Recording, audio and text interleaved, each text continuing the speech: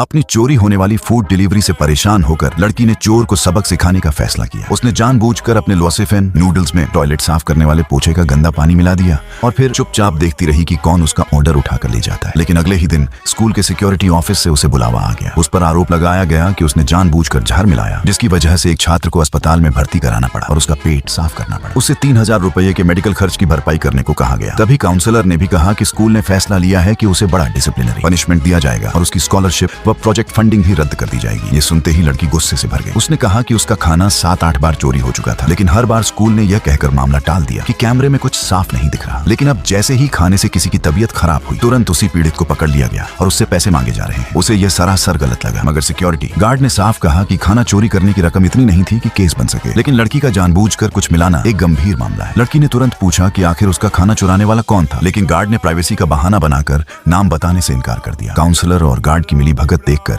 लड़की अंदर ही अंदर गुस्से में चल रही थी। उसने दिखावे के लिए फोन निकाला और पैसे ट्रांसफर करने लगी। काउंसलर को लगा कि अब लड़की डर गई है, इसलिए उसने तुरंत अपना पेमेंट QR कोड सामने कर दिया। लड़की ने 3000 रुपए ट्रांसफर करने का नाटक किया, लेकिन काउंसलर के फोन में पैसे आए ही नहीं। लड़की ने बहाना बनाया कि शायद कोई तकनीकी दिक्कत है और वह खुद चेक करने के लिए काउंसलर का फोन देखने लगी। मौका मिलते ही उसने उसके चैट्स खोल लिए। सबूत मिलने के बाद उसने कहा कि फिलहाल उसके पास पूरे पैसे नहीं है और वह अगले दिन दे देगी। इतना कहकर वह वहां से चली गई। अगले दिन सुबह सुबह काउंसलर खुद उसके पास पहुंच गया और पैसे मांगने लगा। तब लड़की मुस्कुराते हुए बोली, एक बात बताइए, कॉलेज की सबसे फेमस लड़की पढ़ाई में सबसे नीचे होने के बावजूद रिसर्च प्रोग्राम में सिलेक्ट कैसे हो गई? ये सुनते ही काउंसलर के चेहरे का रंग उड़ गया। उसे समझ आ गया कि लड़की को उसका राज पता चल चुका है। दबाव बढ़ने पर उसने सब सच बता दिया। उसने कहा कि लड़की का खाना चुराने वाली कोई और नहीं बल्कि अमीर घर की लड़की गु शुएयुए थी। लड़की को यह सुनकर ज्यादा हैरानी नहीं हुई, क्योंकि कॉलेज में पहले से ही उसकी चोरी की आदतों की चर्चा थी। लेकिन उसके पैसे और रसूख की वजह से हर बार मामला दबा दिया जाता था। इस बार लड़की ने ठान लिया कि वह उसे ऐसा सबक सिखाएगी जो वह जिंदगी भर याद रखे। कुछ देर बाद वह कैंटीन में खाना खा रही थी। तभी गु शुएयुए अपने दोस्तों के साथ वहां पहुंच गई। आते ही उन्होंने लड़की का खाना